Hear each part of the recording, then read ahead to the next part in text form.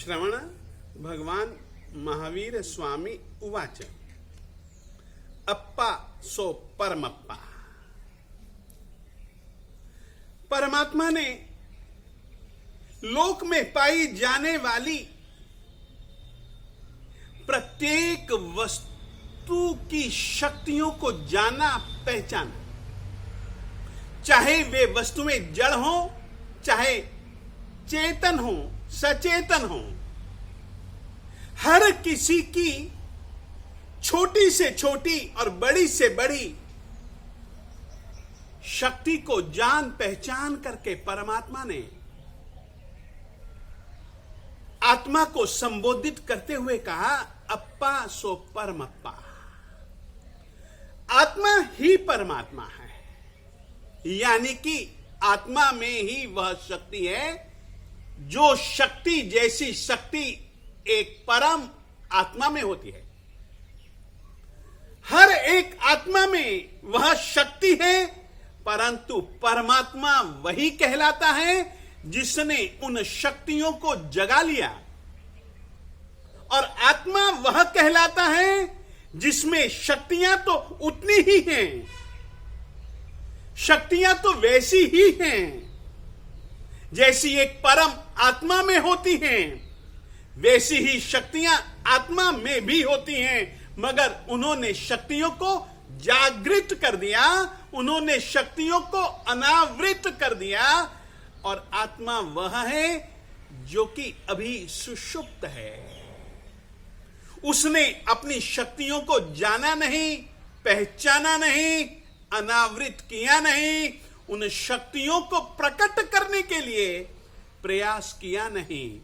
आज श्रवण भगवान महावीर स्वामी जी ने धर्म शासन की स्थापना की, और कल के दिन परमात्मा ने आत्म शक्तियों को, सभी की सभी आत्म शक्तियों को जागृत किया था, अनावृत किया था साधना के माध्यम से। और साधना में भी उनकी प्रमुख साधना, दो साधनाएं उनकी प्रमुख थी। सभी साधनाओं का महत्व है, मगर उनकी आज दो साधनाओं के विषय में मैं आपसे कहना चाहूंगा।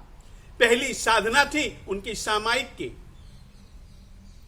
उन्होंने दीक्षा लेते समय ही संकल्प किया था सव्वम सावज्जम जोगम पच्चखामी करेमी सामायम। मैं सभी सावध्य योग यानी कि मन वचन काया, ये मन वचन काया के योग सावध्य पाप सहित नहीं होंगे, पापमय नहीं होंगे। पाप से कोसों कोसों कोसों कोसों दूर उनकी मन वचन काया की हर एक प्रवृत्ति थी। पहला तो संकल्प, पहली तो साधना उनकी यह थी। दूसरी साधना कायोत्सर्ग की साधना।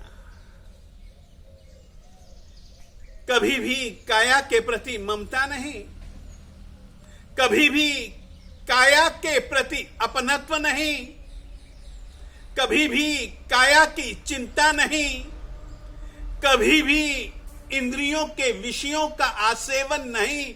दीक्षा लेने के बाद इंद्रियों के विषयों के प्रति कभी भी आकर्षण नहीं।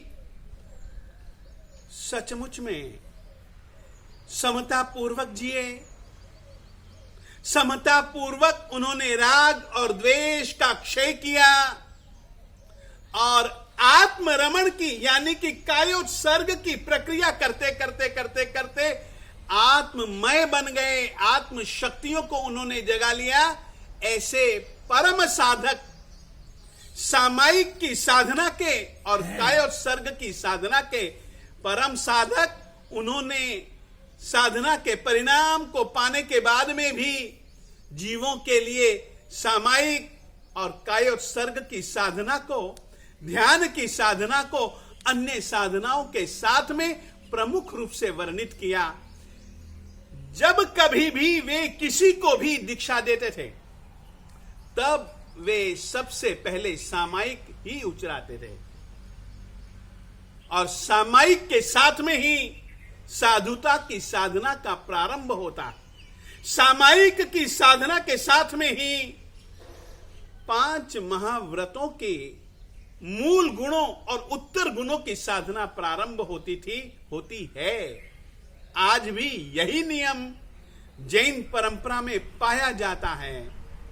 आप लोगों से कहना चाहता हूं, परमात्मा को और परमात्मा की साधना को और परमात्मा की साधना के लिए दिए गए उपदेशों को याद करके अवश्य में सही ढंग से निर्दोष मन वचन काया के दोषों से मुक्त रहते हुए सामायिक की साधना करें और आत्मरमण करने के लिए काया के प्रति ममत्व भाव का, देहाध्यास वृत्ति का सर्वथा त्याग करके साधना करें। इतना ही आज के दिन कहना चाहता हूं।